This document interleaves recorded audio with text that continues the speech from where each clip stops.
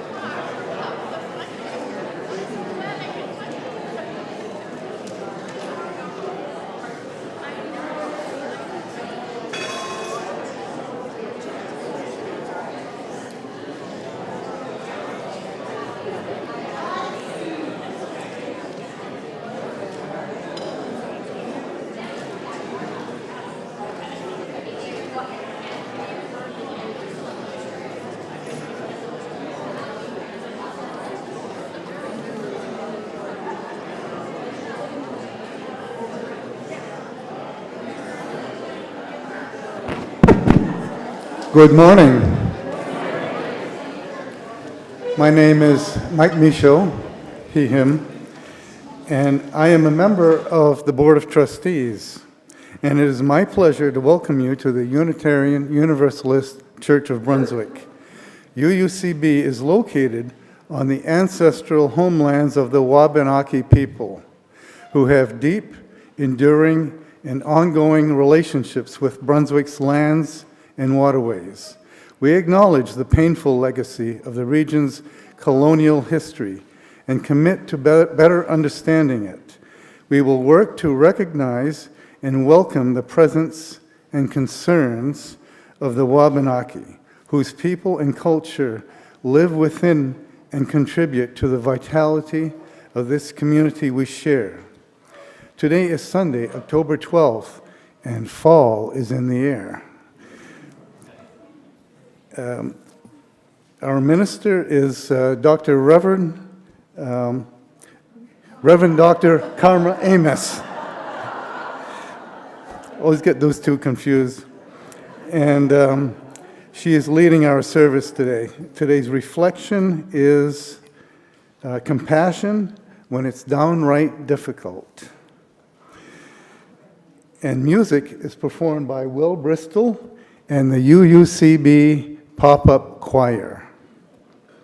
If you are new or visiting today and would like more information about our congregation, please stop at the visitors table in the fellowship hall. The folks back there will be happy to answer any questions.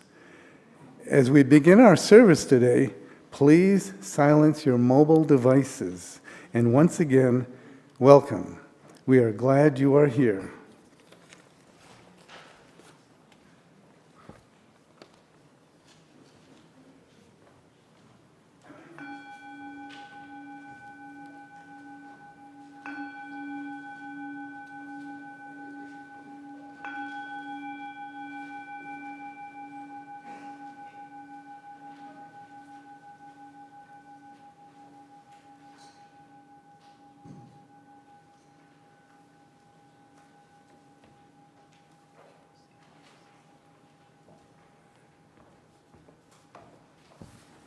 Good morning.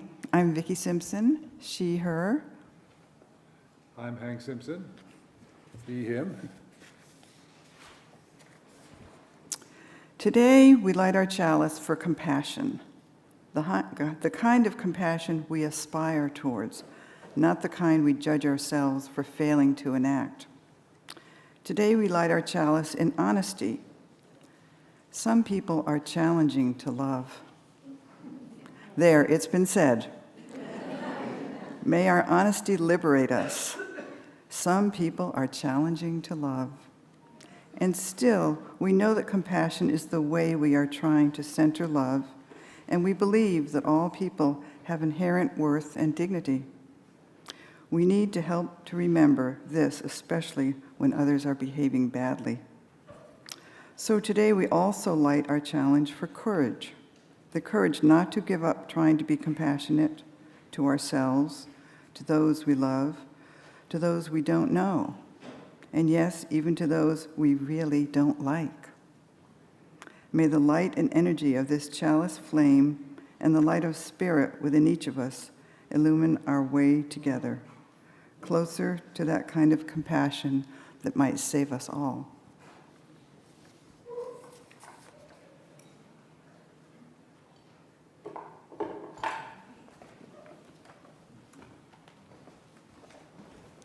Good morning, beloveds. My name is Karma Amos. I use she, her pronouns, and it is my honor to serve as the minister of this spiritual community and to add my voice of welcome. Whoever you are, whomever you love, whatever the specifics of your history or background, we welcome you here as you are. Every time we gather knowing that we come from different places, from many different experiences of life, and with many different and conflicting concerns and emotions. And still we say and mean that you and all of who you are welcome here. We are reflecting this month on the spiritual practice of cultivating compassion. We started last week, and that was pretty easy. It was our Blessing of the Animals service. And it's not that difficult to summon compassion for kittens, for dogs who bark as if on liturgical cue, or even for the majestic wild creatures with whom we share the earth. Now, this is the point at which I tell you that today won't be as easy. In fact, we are knowingly plunging into the deep end where the waters are already troubled. We're going to be reflecting on cultivating compassion when it's downright difficult. In other words, when we are not naturally feeling warm and fuzzy and generous towards another creature. When we are enraged, maybe, or vulnerable, or terrified.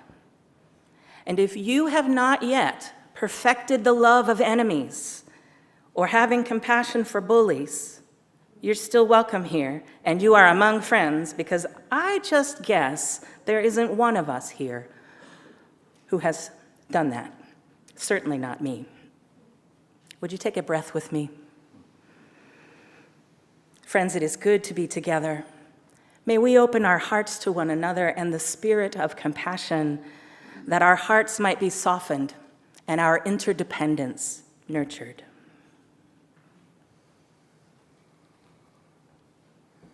Good morning. My name is Will Bristol. I'm the music director here. I use he, him pronouns. And I'd like to read some words from a longtime UU religious educator, Jackie James, entitled Dark and Light, Light and Dark. We shape language, and we are shaped by it. In our culture, white is esteemed. It is heavenly, sun-like, clean, pure, immaculate, innocent, and beautiful. At the same time, black is evil, wicked, gloomy, depressing, angry, sullen. Ascribing negative and positive values to black and white enhances the institutionalization of this culture's racism. The words black and dark don't need to be destroyed or ignored, only balanced and reclaimed in their wholeness. The words white and light don't need to be destroyed or ignored, only balanced and reclaimed in their wholeness. Imagine a world that had only light or dark. We need both dark and light, light and dark. I call your attention to this morning as there are several songs prominently featuring the word light in our service, including the prayer response for this month of October. I invite you to hold in compassion both the reality that this word can be tricky and that it can still provide a way to earnestly express love and compassion. Can we, intentionally from our souls focus love and compassion from this word into the world as we sing it today, not a dichotomy of positive or negatives. Let's bring this into practice as today's pop-up choir now joins me up on the steps, singing a song by Melanie DeMore entitled, "I Am Sending You Light."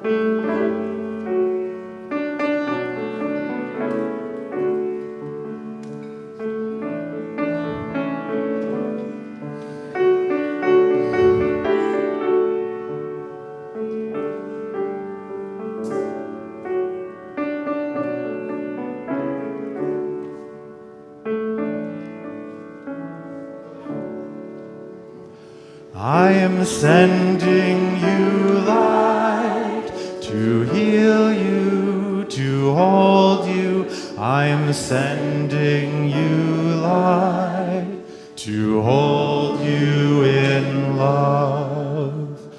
I am sending you light to heal you, to hold you. I am sending you light to hold you in love. No matter where you go, no matter where you've been, you'll never walk alone. I feel you deep within. I am sending you light to heal you, to hold you. I am sending you light to hold you in love. I am sending you light to heal you, to hold you. I am sending you light to hold you in love. No matter what you feel or what you choose to show, I'm always there for you. And so I want you to know that I am sending you light to heal you, to hold you. I am sending you light to hold you in love. I am sending you light to heal you, to hold you. I am sending you light to hold you in love. I walk the path with you. Go slow, dear one, don't hurry. I'll go just like you need to go. There is no need to worry, because I am sending you light to heal you, to hold you. I am sending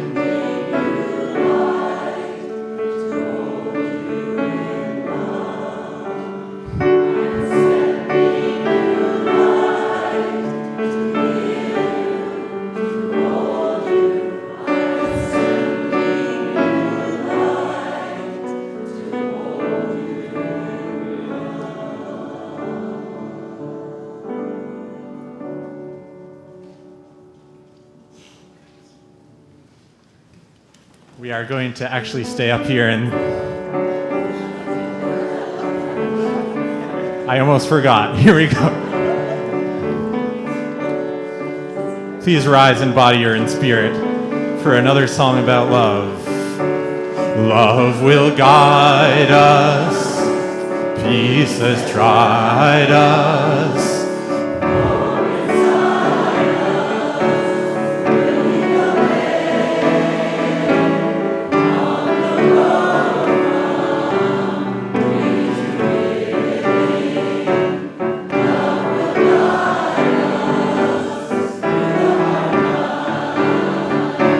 If can none sing like angels,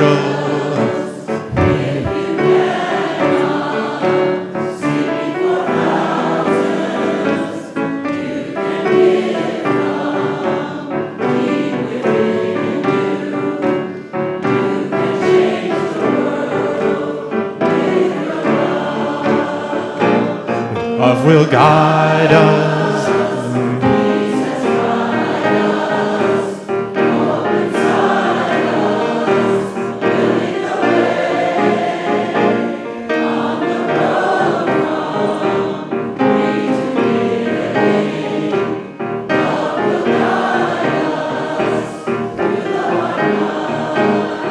One more time, will guide us.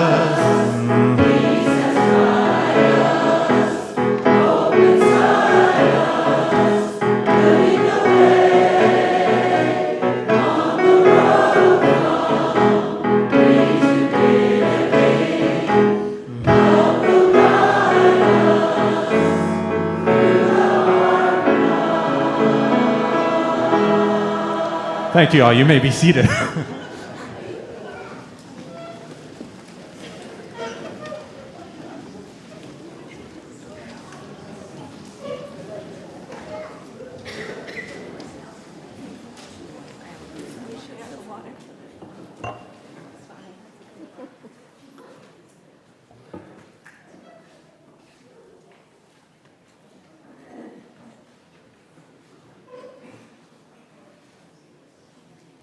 Good morning. I am not Tobin Cooney Callahan, but I love him. I'm Irene Austin, a friend of Tobin's, and I'm hoping that we have some friends out there who would like to come up and hear a story. Come on up. And if you want to bring a grown-up with you, that's fine.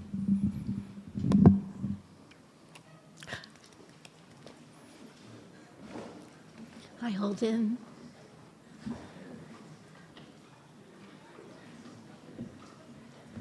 Hi, everyone. I don't know everyone's names. I'd like to. I know Ben, I know Holden, and you are not Seamus. Tell me. Can you tell me? Amos. Oh, I sort of had that sound.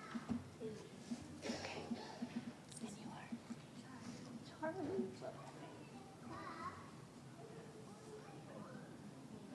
And who else is here? Do you want to say your name? It's okay. That's fine. For a lot of years, I worked in schools with kids as a teacher and as a school counselor, and as a preschool teacher, too. That's how I knew Ben. And one of my very favorite things to do was to read stories with kids and talk about them. And one of my favorite things about church is watching all of you. I love when you come up. Oh, good, there's more. I love hearing what you're thinking and what you're feeling. I love watching you grow. So today's story is about a girl named Chloe who's having a really hard time feeling compassion for someone who just bugs her.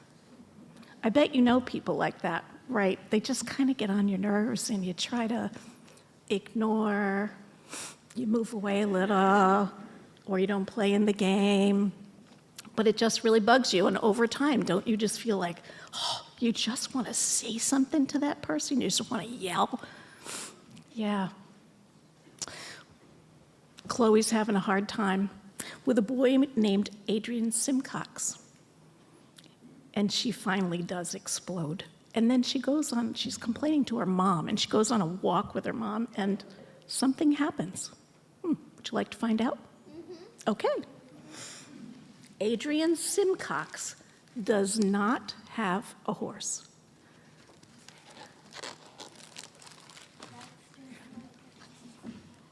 What'd you say? That's strange. Why does he not have a horse? Well, let's find out. Do you think he does or he doesn't? Does? Need the glasses. Adrian Simcox sits all by himself, probably daydreaming again. Can you find him? Yeah. What color hair does he have? Orange. Yeah. And Adrian Simcox tells anyone who will listen that he has a horse.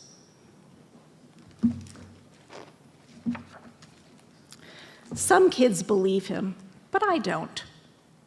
He lives in a town like me, and I know you can't have a horse in town.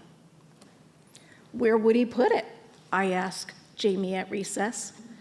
Jamie said Adrian lives with his grandpa, and their house is very small, and there's hardly any yard. She said, the horse goes to the country sometimes, Adrian said. Ha, Jamie will believe anything. I told my mom about Adrian's horse and how he definitely does not have one. She said, and how would you know, Ms. Smarty Pants? Because I know. Adrian Simcox does not have a horse. Adrian Simcox gets the free lunch at school. His shoes have holes. Kelsey told me her cousin has a horse and it's super expensive. He can't take care of a horse. Do you still think he has one? No. Adrian Simcox can't even take care of his own desk. Oh boy, I bet that bugs her too. Look, his stuff is sort of overflowing onto her desk too. Our teacher always says, we must try to be understanding. We have to be patient. But I was tired of being patient with Adrian Simcox and tired of trying to understand why he kept telling everybody he had a horse when he did not. Take a look at what he's drawing. Do you find anything in there? You see horses? Awesome. How many? The first time I looked at it, I only found one. But then this morning, Karma helped me see the second one. He loves horses, that's for sure. The next day by the swings, he was telling a bunch of little kids about his beautiful horse with its white coat and golden mane, saying she had the biggest, brownest eyes of any horse anywhere. You don't think so? So I yelled from the monkey bars, he's lying. Adrian Simcox does not have a horse. Even though I was upside down, I could see that made Adrian Simcox really sad.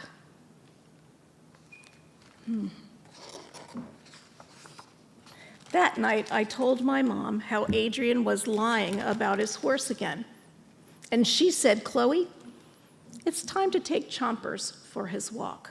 Don't you love that name? Look at the dog. The thing right here was teeth. I did too. The first time I looked, I thought that was teeth. A little dog is a perfectly normal pet to have in town. Mom walked even faster than usual, so I had to run with Chompers to keep up. But when she got to the corner where we always turned left, she turned right. Why are we going over here? I asked. Chompers loved it, but I didn't. All the houses looked like they might fall down, and even though it wasn't trash day, it looked like it was. But Mom kept walking. When someone said, evening, she said, evening, right back. And then I saw him, Adrian Simcox, at a little house down the street. Can you see well enough? Right. I stopped walking. Chompers kept pulling. That's Adrian Simcox, I said. Yeah, I know. I met his grandpa at back-to-school picnic. Now come on. It was the tiniest house I ever saw. It was like half of our house. Mom started talking to Adrian's grandpa, and Adrian said, I like your dog. Chompers pulled the leash from my hand and went over and licked Adrian Simcox right on the face. I could see the backyard. It was no place for a horse, that's for sure.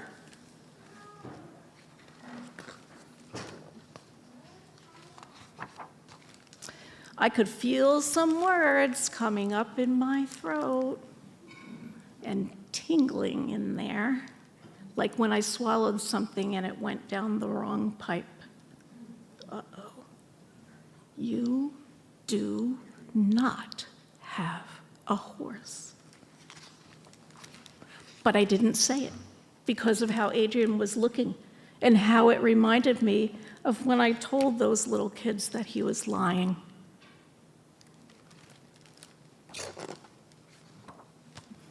Adrian Simcox tossed a ball to me.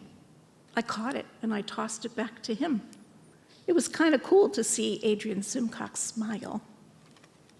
So I asked him, "Is your horse at a farm?"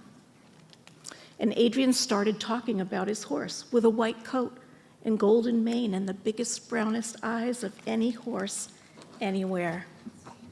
And then I thought, Adrian Simcox had just about the best imagination of any kid in our whole school. I also thought he had the most beautiful horse of anyone, anywhere. Can you see it? Yes. And don't you like how it's connecting them, the horse? Do you think they're going to be friends now? Yes. I think so too, yeah. Thanks for being such good listeners. I peeked in the back before I came in, and I saw some really fun crafts that you're going to be making when you go back to you're going to go to the Merry Meeting Bay Room, which was that big room right back there. Are you ready? We're going to sing you out.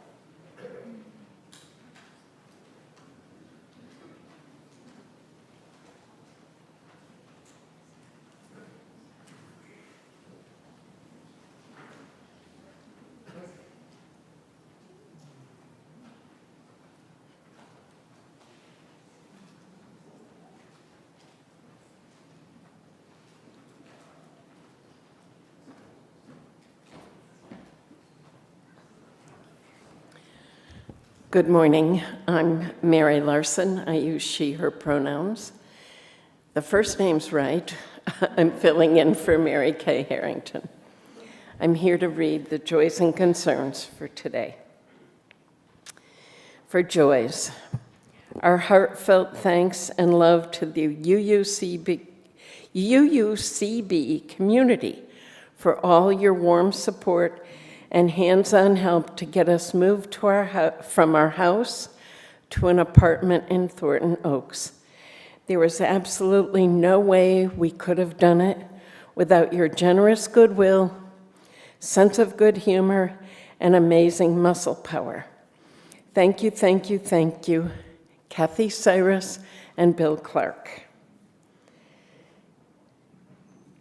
Second one. Please help Steve Black celebrating compassion and community for his birthday next Saturday, October 18th, from 5 to 7 p.m. at his home on Orr's Island.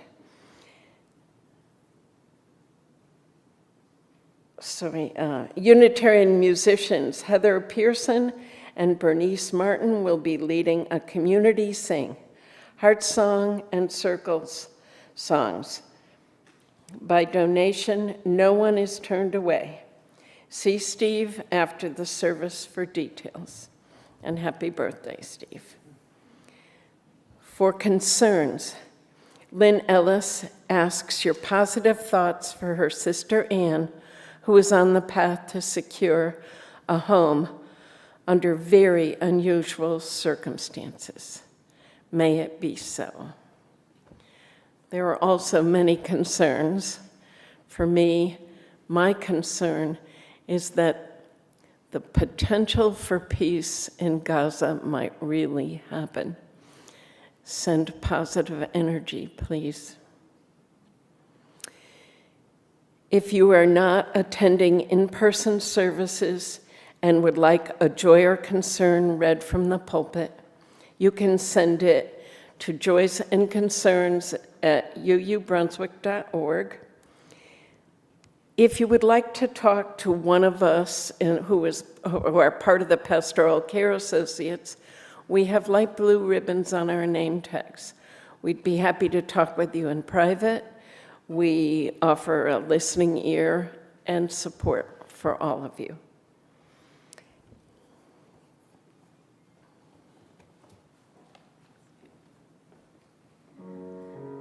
Will you join me in a time of prayer and contemplation? Let's begin by taking a big, deep breath together. The kind of breath that brings our awareness to our connection with one another and the very breath of life. Maybe one more deep breath just to root us in these moments. We live in a world in which not everything is as it should be. We do not yet know the peace and the justice we long for. Human suffering is an unfortunate reality. Our climate is becoming more volatile, our existence more fragile. For some of us, it is difficult to get out of bed each day and face the world, while others among us are energized by the energy and potential of these moments. In all of that, making an effort to be our best selves and bring the best of our gifts to those around us is a solid strategy for living in the midst of all that is. Let us sing together our intention and our hope to bring goodness, light, and love into this world.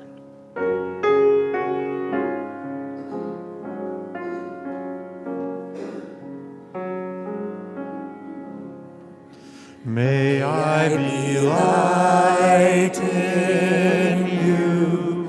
May you be light in me. Into our hearts, into our souls, let love abide. May I be love in you. May you be love in me. From this place out to the world for all time. Today we acknowledge that cultivating compassion can be difficult sometimes, especially when we are hurt or afraid or in pain, and another person's behaviors are contributing to that. It can be tempting to avoid or dismiss or blame them rather than trying to understand where they are coming from. And if this is true for those we love, it is all the more true for those we consider enemies, those we can't even fathom sharing anything in common with. And yet, we believe that all people have inherent worthiness and dignity, even them, whoever them is for us right now. May our singing and our praying remind us of how we want to be.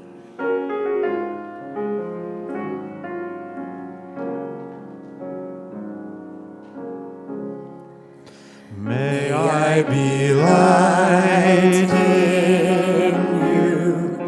May you be light in me. Into our hearts, into our souls, let love abide. May I be loved in you, may you be loved in me, from this place out to the world for all time.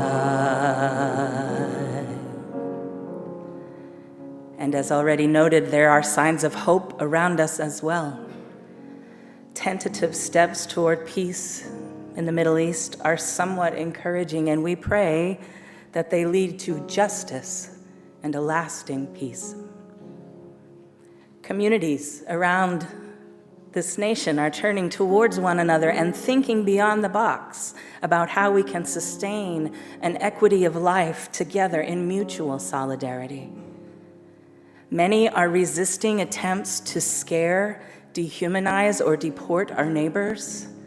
And young people around the world are creating music and poetry and art and forming organizations that inspire hope, refresh spirits, and generate liberative ideas. May we support every earnest effort made in love. May we be open to the shifts inside our own minds and hearts that take us deeper and move us forward. May we always be willing to grab one another's hand.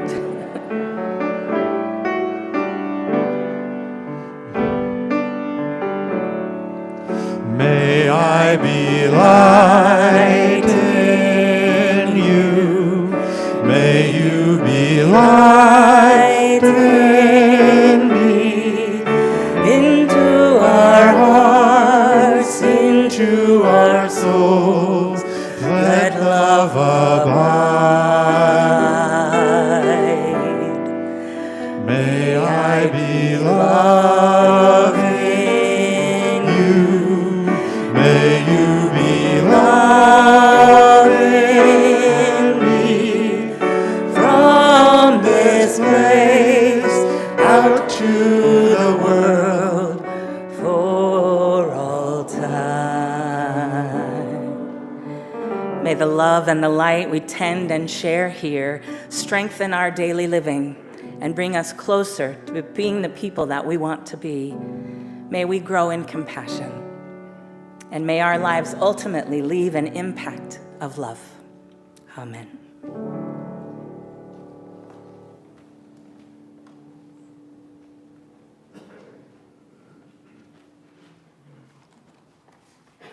My name is Grace Lewis McLaren. I use she, her pronouns. This reading is titled Because, and the author is Rosemary Watola Tromer.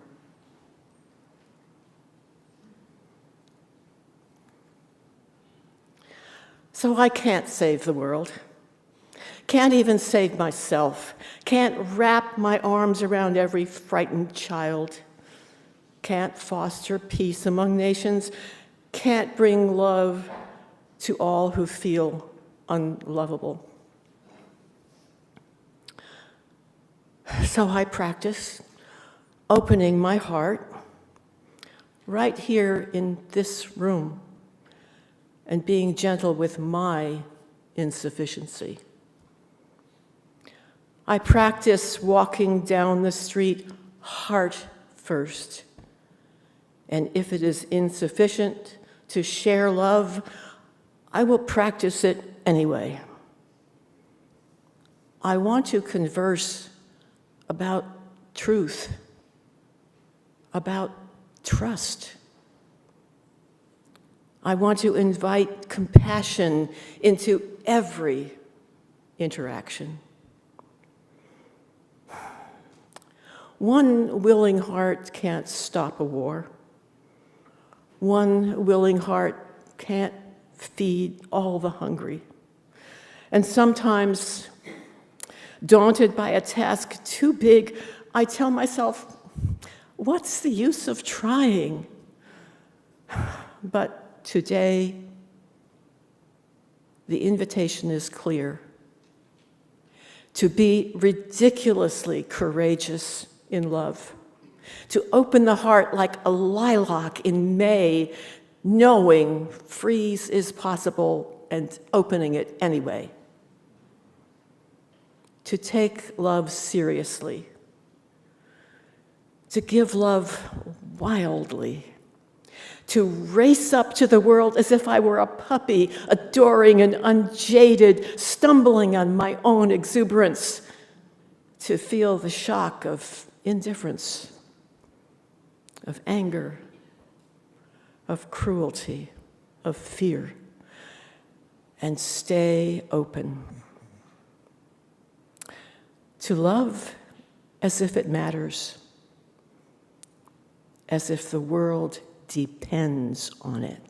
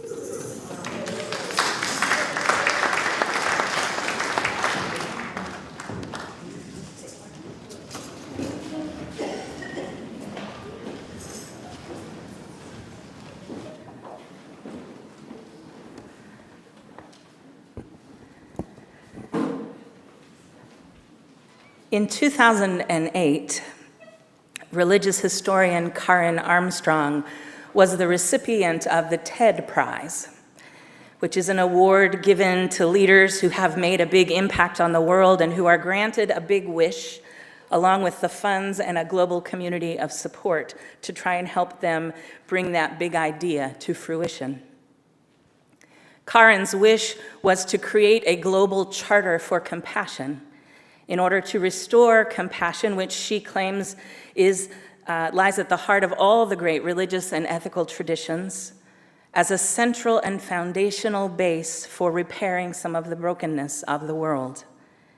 And doing so intentionally together, despite our many differences in perspective and vocabulary and practice. In the TED Talk that she gave about this, she told an ancient story as an illustration of how compassion can help us move beyond the idea of toleration, which, by the way, we also don't do very well. Moving beyond the idea of toleration towards a genuine appreciation of the other. This story comes from the Iliad, about the 10-year war between Greece and Troy. And Karen summarized one incident in the story in this way. Achilles, the famous warrior of Greece, takes his troops out of the war, and the whole war effort suffers. And in the course of the ensuing muddle, his beloved friend Patroclus is murdered, killed in hand-to-hand combat by one of the Trojan princes, Hector. And Achilles goes mad with grief and rage and revenge. He kills Hector. He mutilates his body, and then he refuses to give the body back to the family for burial, which in Greek ethos means that Hector's soul will wander eternally lost. And then one night, Priam, the king of Troy, an old man, comes into the Greek camp incognito, makes his way to Achilles' tent to ask for the body of his beloved son. And everybody is shocked when the old man takes off his head covering and shows himself. Achilles looks at him and is reminded of his own father, and he starts to weep. And Priam looks at this man who has murdered so many of his sons, and he too starts to weep. And the sound of their weeping filled the house.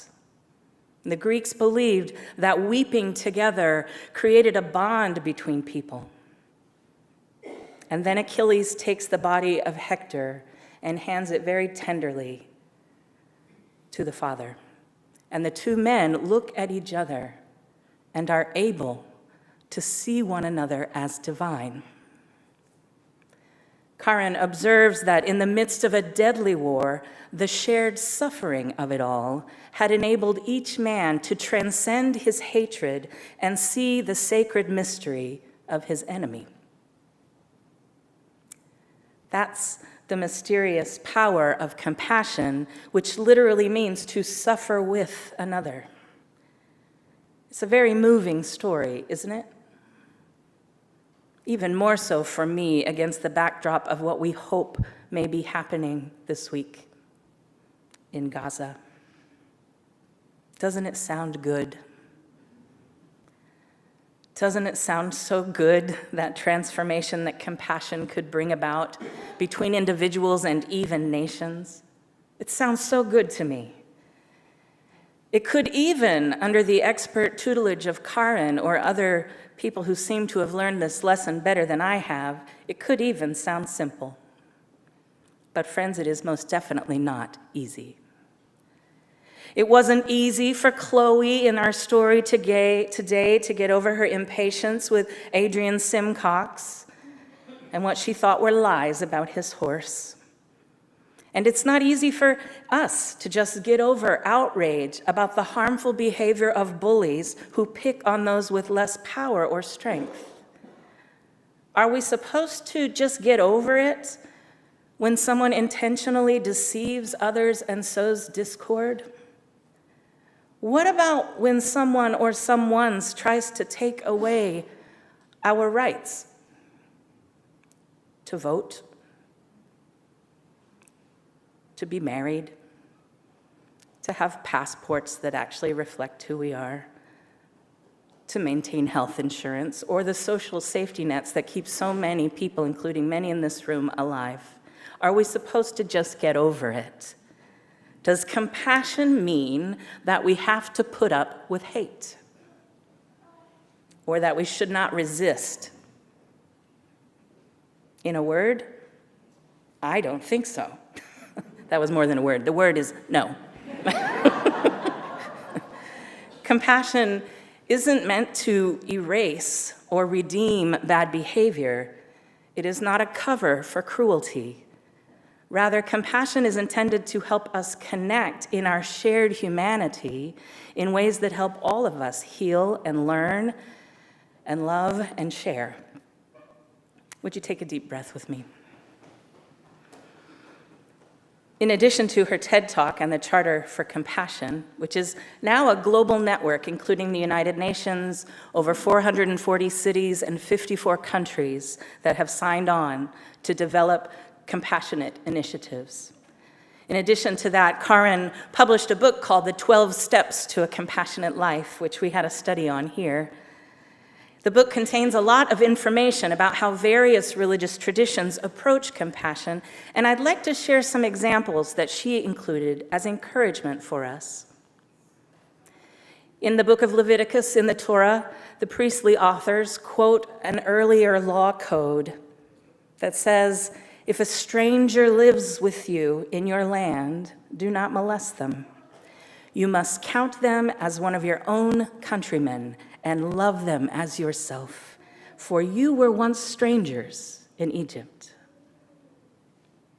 That core teaching from his own Jewish faith tradition doubtlessly inspired Jesus, who quoted it as one of the greatest commandments: love your neighbor as yourself.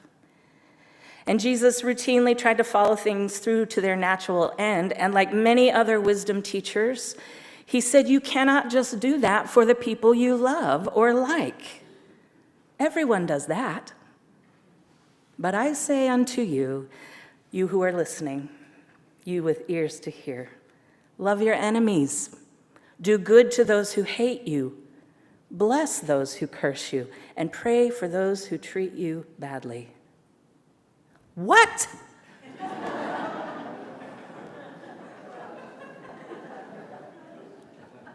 Karen says that Jesus was preaching an open-handed, open-hearted attitude designed, as in the Tao Te Ching, to disarm the enemy with love, to render obsolete the category of enemy altogether. Another example that she offers is that of Gandhi, who at the end of his life claimed that he no longer hated anybody.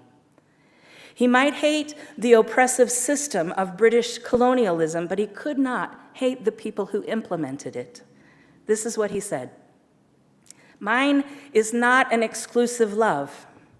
I cannot love Muslims or Hindus and hate Englishmen.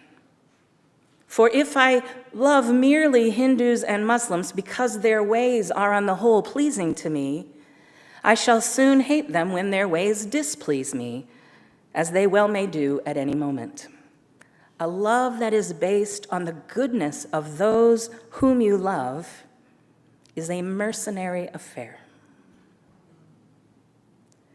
And we've seen people who have every right to retaliate choose a different way. Nelson Mandela walked out of the prison in which he had been confined for 27 years, and when he came to power as president, initiated a process of reconciliation rather than seek revenge.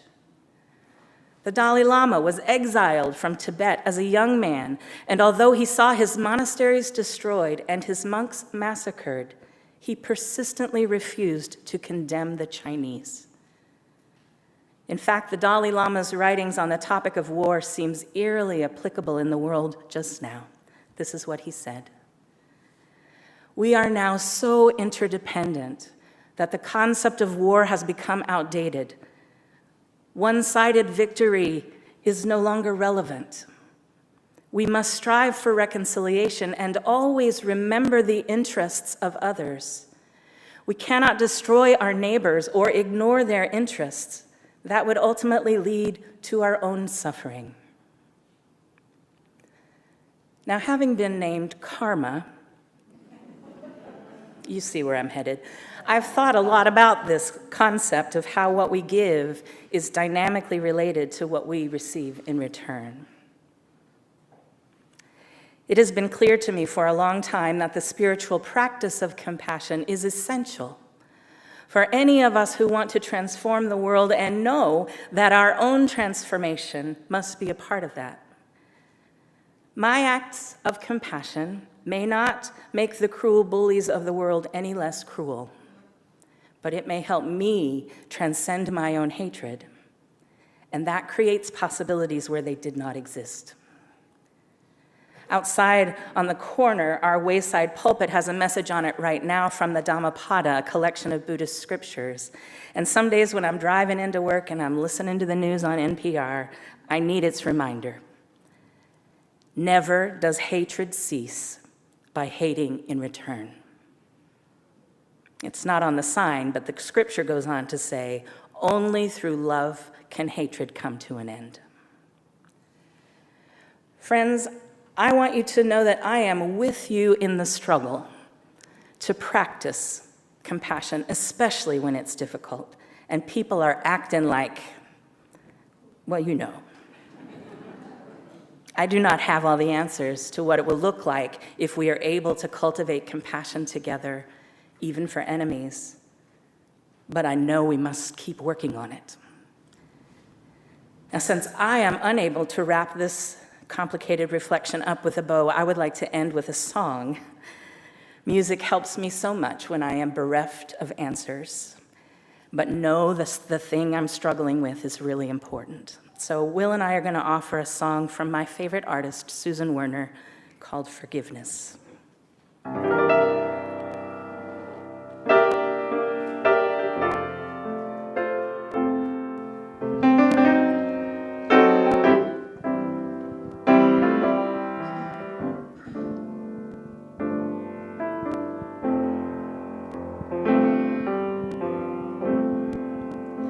How do you love those who never will love you, who are happy to shove you out in front of the train? How do you not hate those who would leave you lie bleeding while they hold their prayer meeting? How do you love those who never will love you, who are so frightened of you? They are calling for war. How do you not hate those who have loaded their Bibles and armed their disciples? 'Cause I don't know anymore, and I can't find forgiveness for them anywhere in this. And with God as my witness, I really have tried. How do you love those who never will love you? I think only God knows. And they are not taking sides. I hope one day God shows us how we can love those who never will love us, but who still we must love.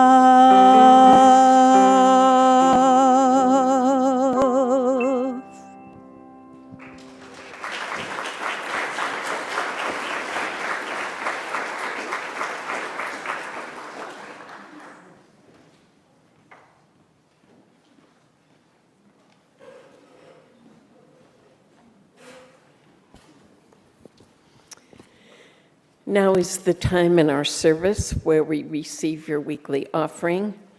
All Sunday non-pledge cash offerings are shared with the monthly Charities with Soul. This month's charity is Four Directions Development Corporation. Please give generously.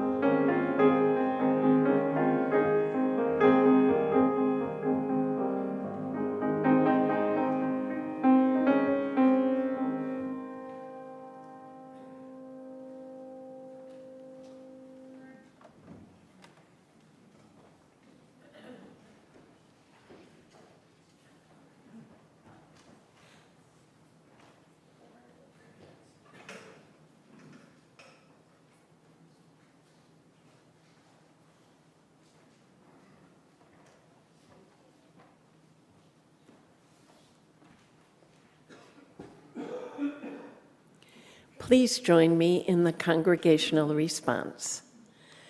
May these offerings sustain and grow the work of this church, weaving a tapestry of love and action.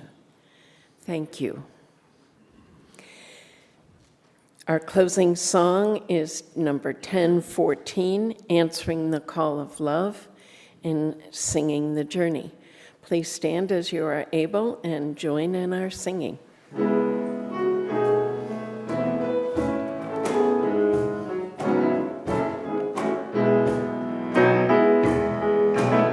The promise.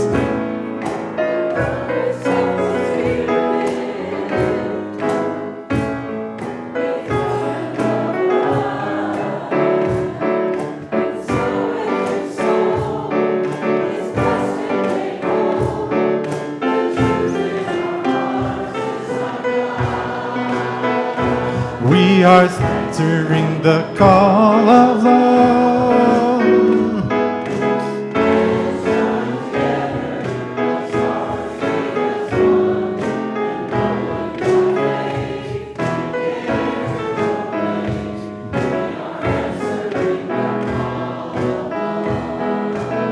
Sometimes.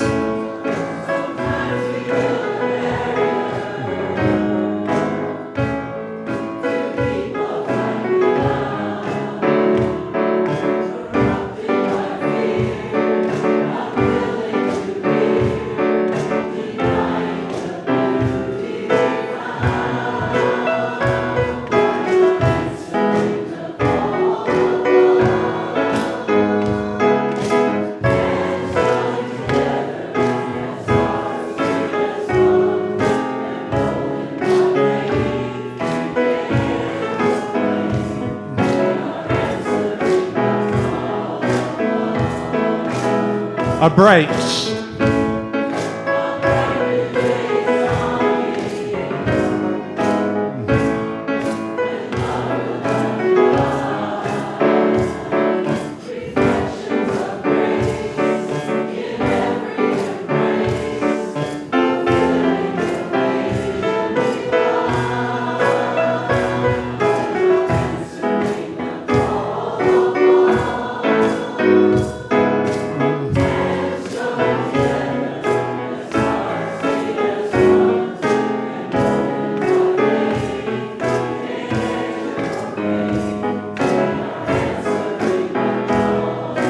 We are answering.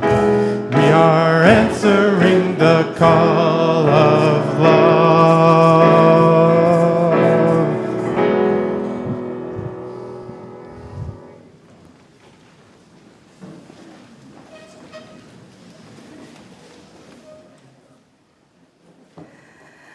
You have already heard the closing words today, but they bear repeating.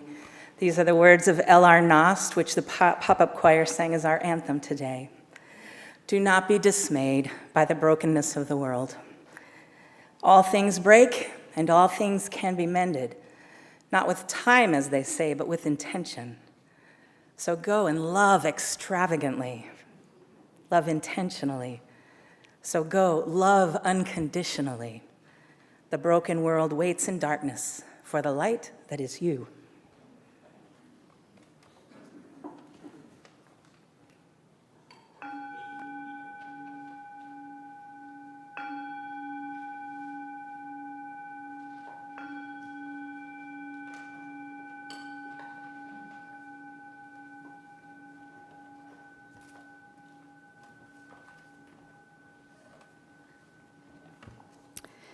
Because building the beloved community is so important to us, we want to make sure you've been properly invited to join us for several upcoming events. The QR code on the screen, which used to take you to the website, will now take you to the one-page sheet of announcements that we have a few printed copies of, should that be helpful to you. You can register for all events requiring registration on our website. Thank you so much for your generous response to support the Brunswick Warming Center by providing supplies. We have only a few more things needed, and we're also able to take monetary donations if that makes it easier for you to contribute. You can give those to Shirley in the office. The list of items is at the back. There are still some things needed So we hope that you can help us with those, and please have them back by October 26th or sooner. Thank you. The Committee on Ministry is undertaking a review of our congregational infrastructure, basically how we accomplish the work of this church. This will begin with a review of our existing communities. On Sunday, November 2nd at 11:45, we're asking committee chairs and/or anyone on those committees to come to a short informational session prior to participating in a survey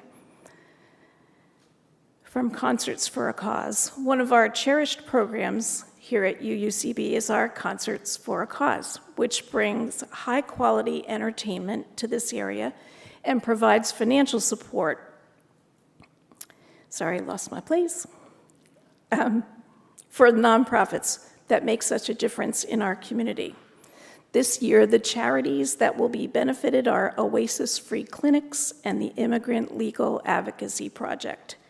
Coming up next weekend, Saturday night at 7:30, we have Sagi Po Boys, and you can get information or tickets from Sue Mishu, who will be in the back holding up a sign. I went on the link, maybe some of you did too, to listen to their music. They are going to be so much fun. Get your tickets today. And Lynn Ellis writes from our Gun Violence Education and Awareness Group. If you're looking for Lynn Ellis, she's going to be in the Wendell Berry Room after church to share information about the upcoming ballot questions. So see Lynn in the Wendell Berry Room. And finally, if you're needing a quicker exit from the sanctuary, please know that you can exit through that door that is over by the AV booth, as well as the front door. You can't re-enter once you go out that door. But it works well for egress. If you're staying for coffee and conversation, please know that you're welcome to get your coffee and make smaller groups of chairs here in the sanctuary for conversation. Go in peace and please greet your neighbors. Thank you.